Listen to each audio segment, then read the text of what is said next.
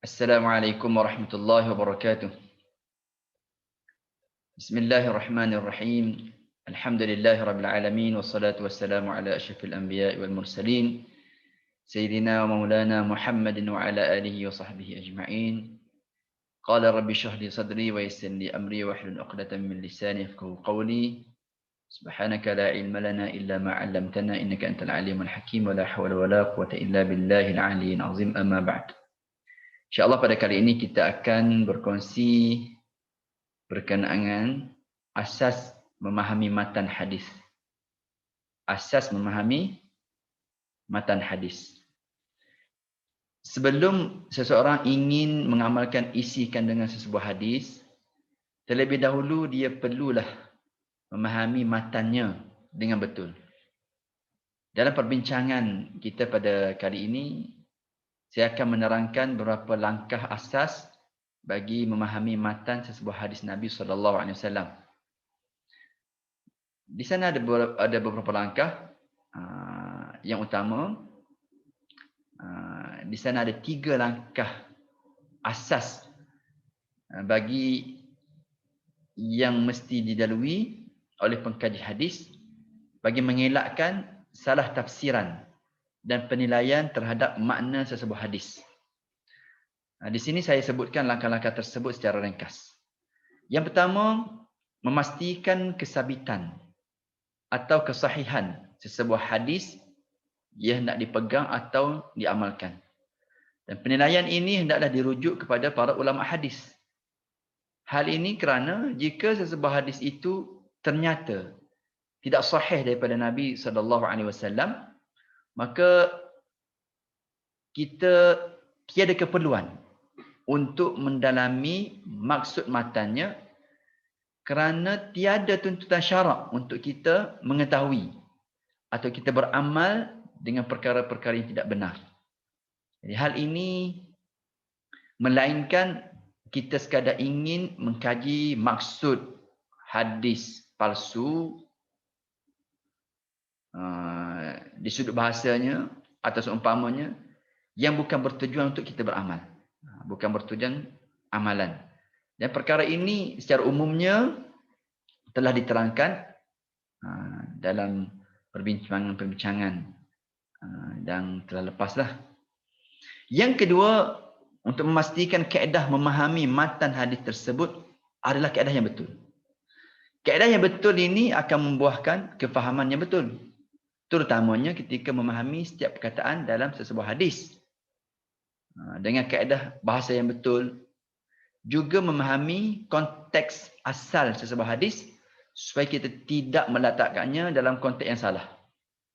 Sebahagian daripada teras memahami matan hadis tersebut akan dihuraikan nanti. Kajian matan sebenarnya dia berperanan dalam menentukan kesahihan sesebuah hadis seperti yang kita telah jelaskan sebelum ini. Yang ketiga, kita memastikan maksud sesebuah hadis itu tidak bercanggah dengan dalil yang lebih kuat. Tidak bercanggah dengan dalil yang lebih kuat daripadanya. Apakah contohnya? Al-Quran lah. Ataupun hadis-hadis lain yang sanadnya lebih kuat. Percanggahan yang dimaksudkan ialah percanggahan yang tidak mampu dirungkaikan sama sekali. Tak boleh nak didekatkan. Jadi antara ilmu-ilmu asas dalam kita memahami matan hadis ini, jadi saya ingin menyebutkan di sini beberapa ilmu yang mesti diketahui oleh seseorang yang ingin memahami dan menghuraikan hadis Nabi SAW.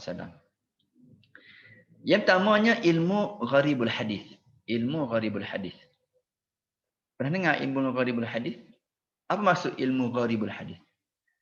Gharibul hadis ini bermaksud perkataan-perkataan yang terkandung dalam matan hadis yang tidak jelas dan sukar difahami. Saya ulangi. Perkataan-perkataan yang terkandung dalam matan hadis yang tidak jelas dan sukar difahami. Hal ini bukan bermaksud Nabi SAW bercakap dengan perkataan-perkataan yang tidak boleh difahami. Kerana kefahaman seperti itu boleh mencacatkan sifat tabligh, sifat menyampai yang ada pada baginda.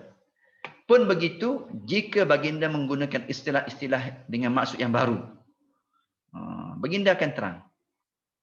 Maka apa yang dimaksudkan dalam ilmu gharibul hadis ini ialah perkataan-perkataan yang dipahami pada zaman Nabi SAW, namun ia tidak menjadi ataupun dia menjadi tidak jelas kepada generasi kemudian yang mengalami penurunan dari segi penguasaan bahasa Arab. Dulu orang faham kataan tu, tapi sekarang orang tak guna zaman-zaman baru ni, jadi orang tak faham maksudnya sebenar perkataan itu. Jadi dalam konteks ini, Dr. Muhammad Al-Ajjaj Al-Khatib, Dr. Muhammad Ajjaj Al-Khatib berkata, sesuatu yang perlu diperjelaskan bahawa ucapan Rasulullah SAW bukanlah sesuatu yang tidak difahami oleh umat Arab pada zaman awal Islam. Hal ini kerana Nabi SAW adalah sefasih-fasih orang Arab. Yang paling sedap ucapannya, yang paling tepat perkataannya, yang paling jelas hujahnya, yang paling kukuh ungkapannya, yang paling mengerti kesesuaian kepada siapa yang dibaca, yang dibicaranya. Jadi hal ini bukanlah sesuatu yang pelik kerana Allah telah mengutuskan baginda kepada satu bangsa yang berbangga dengan bahasanya, yang terpukau dengan kalimat-kalimatnya. Dan baginda berbicara kepada bangsa Arab yang berbagai kabilah, logat, dengan bahasa yang difahami oleh mereka. Dan sekiranya ada ucapan baginda yang tidak difahami oleh seseorang mereka, maka baginda bertanya, ataupun mereka bertanya kepada baginda, lalu baginda menjelaskannya. Namun, apa yang berlaku tidak lama selepas kewafatan Rasulullah, selepas baginda wafat sallallahu alaihi wasallam, ramai orang daripada bangsa lain telah memeluk ke dalam agama Islam. Mereka mempelajari bahasa Arab, tujuannya untuk keperluan ketika berbincang dan bercakap.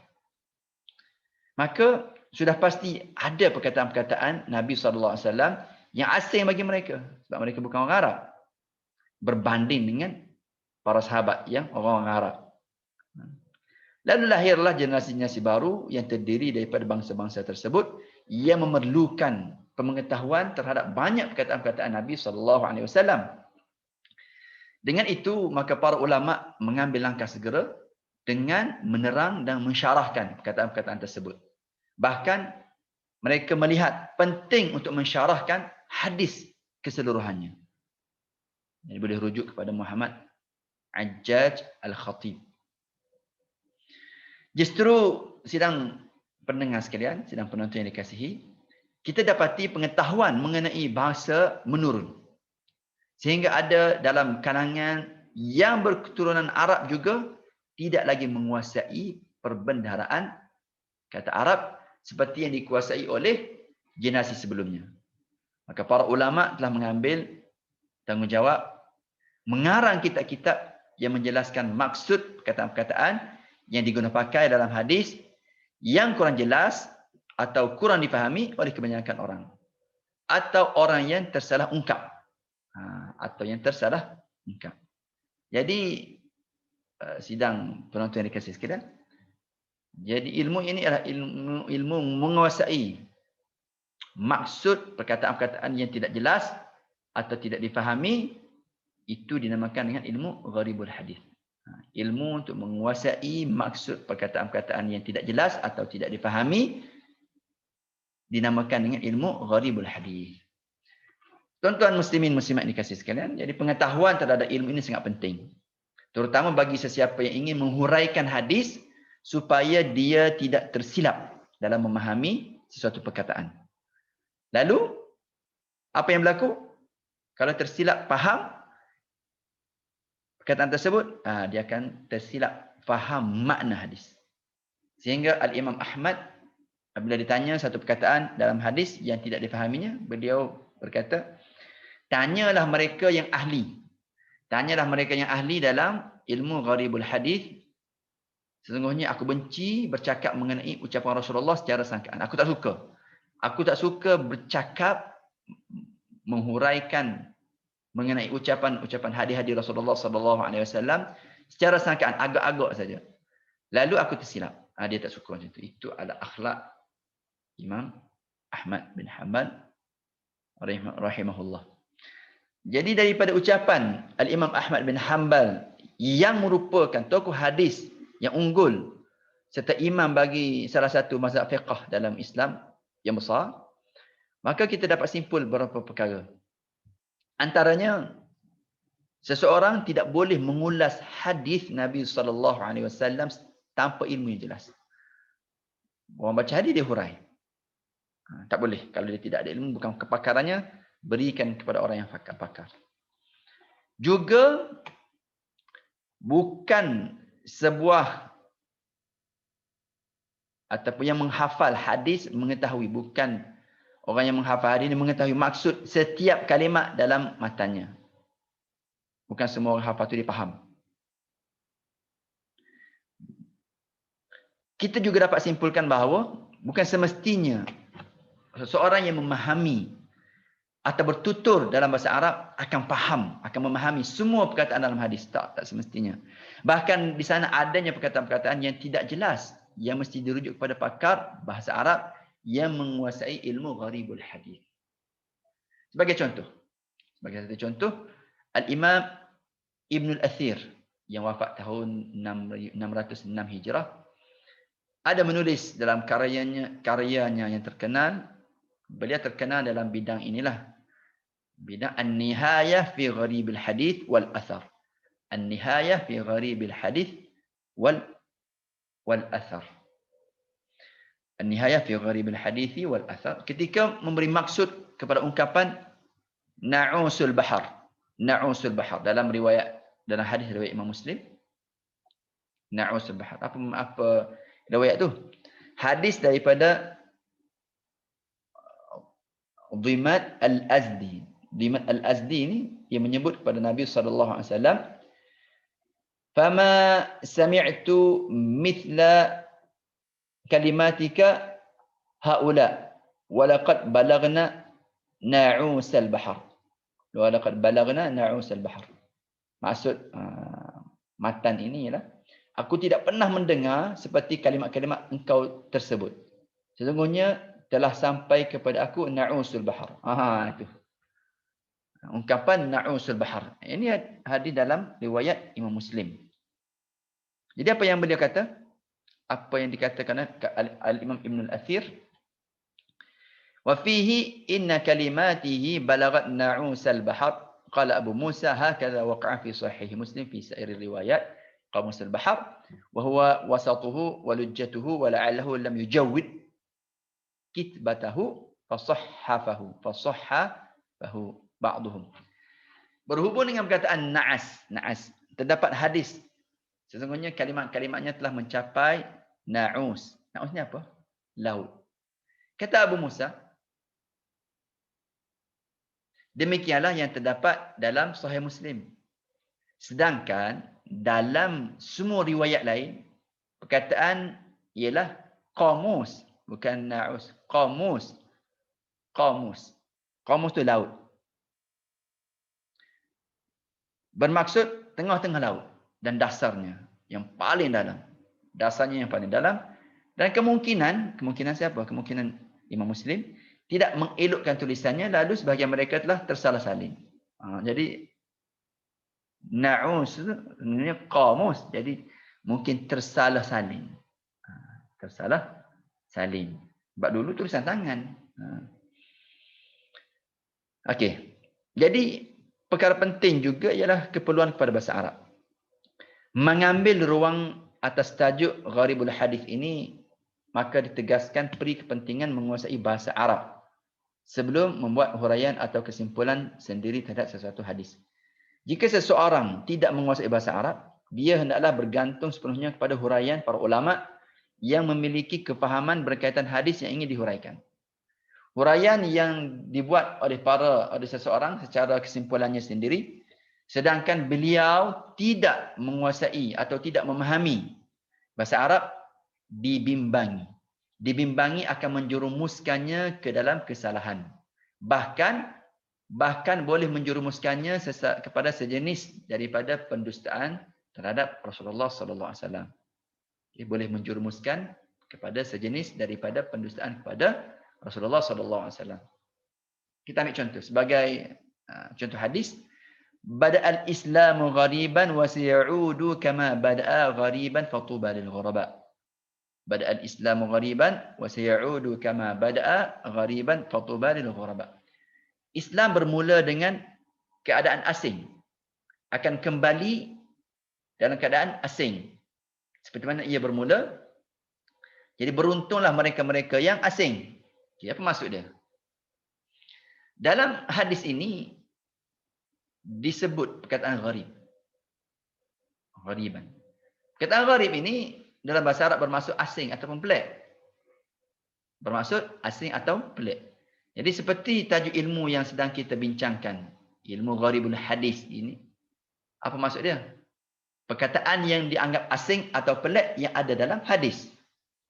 Namun sebahagian terjemahan Melayu menterjemahkan dengan perkataan dagang. Sebahagian terjemahan Melayu menterjemahkannya sebagai dengan perkataan dagang. Maka diterjemahkan, Islam bermula dalam keadaan dagang dan akan kembali dalam keadaan dagang sebagaimana ia bermula. Jadi beruntunglah orang yang dagang. Kan? Bada'al islamu ghariban wa sayaudu kama bada'al islamu ghariban fatuba lil ghuraba.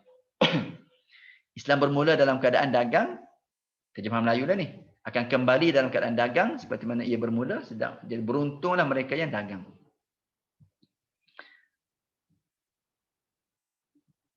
Okey, baik.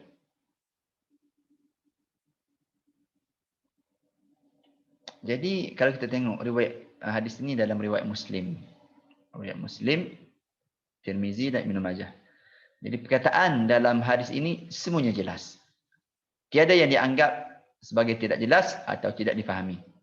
Ia tidak termasuk dalam gharibul hadis. Cumanya hadis contoh di atas kebetulan terdapat perkataan gharib. Jadi bagi sesetengah penceramah yang tidak menguasai bahasa Arab, lalu dia berpegang kepada terjemahan ini. Dia menyangka dagang itu bermaksud niaga. Penceramah yang tidak menguasai bahasa Arab, dia berpegang pada terjemahan, dia menyangka ghariban semua tu bermaksud dagang tu maksud berniaga. Lalu dihurainya secara panjang lebar dalam ceramah atau kuliahnya, dihurai dalam ceramahnya, dihurai dalam kuliahnya bahawa Islam pada awalnya datang bagaikan orang yang baru berniaga, yang terpaksa mencari pelanggan yang belum tentu orang membelinya, dengan berbagai lagi huraian yang tidak berasaskan maksud asal hadis berkenaan. Walaupun nampak macam betul kan. Yalah, Islam tu dagang. Jadi orang nak perkenalkan macam orang baru niaga dia tu. Terpaksa cari pelanggan, belum tentu orang nak beli. Macam-macam huraian lagi yang tidak berasas, yang tidak bermaksud, yang tidak berasaskan maksud asal hadis berkenaan. Jadi inilah wahana, bencana apabila dia tidak memahami bahasa Arab. Bergantung pada terjemahan dan salah dalam memahami terjemahan. Jadi perkataan dagang yang diterjemahkan itu bermaksud asing. Seperti kita sebut anak dagang. Anak dagang maksudnya apa? Ia bukan bermaksud anak peniaga. Kan anak dagang, anak peniaga. Tapi dia bermaksud dia asing di tempat orang. Dia asing di tempat orang. Yang anak dagang ni, bukan anak peniaga ni, anak asing. Ini orang pedagang, orang asing. Jadi dia tidak memahami bahasa Arab, maka dia mudah tersasar daripada maksud yang sebenar. Jadi maksud hadis ini seperti yang dipetik oleh Al-Imam An-Nawawi yang wafat. Bila Imam Nawawi wafat? 676 Hijrah. Imam Nawawi memetik daripada Al-Qadhi bin Iyad. Maksudnya apa? Sesungguhnya Islam bermula dengan beberapa orang manusia dan sedikit jumlahnya. Islam ini bermula dengan beberapa orang manusia dan sedikit sangat jumlahnya. Kemudian akan tersebar dan menang. Kemudian akan kembali berkurangan dan menjadi sedikit. Sehingga tidak tinggal melainkan beberapa orang sahaja dan jumlahnya sedikit seperti mana dia bermula. Faham tuan-tuan? Jadi hadis ni diriwayatkan disyarahkan oleh Al-Imam Muslim. Disyarahkan oleh Imam Nawawi dalam Syarah Sahih Muslim. Kata Imam Nawawi, Islam bermula dengan beberapa orang manusia. Kemudian sikit jumlahnya, kemudian akan tersebar dan akan menang, kemudian akan kembali berkurangan menjadi sedikit. Sehingga tidak tinggal melainkan beberapa orang saja dan jumlahnya sedikit seperti mana ia bermula. Muslimin dan muslimat yang dikasihi sekalian, itu salah satu daripada asas ilmu hadis yang kita perlu pelajari. InsyaAllah, seterusnya kita akan tengok pula ilmu sebab wurudul hadis. Ilmu sebab penuturan hadis. InsyaAllah kita akan sambung dalam perkongsian yang akan datang insyaAllah. Cukup setakat itu dulu. Aku qouli hadza wa astaghfirullah azim li wa lakum. Wassalamualaikum warahmatullahi wabarakatuh.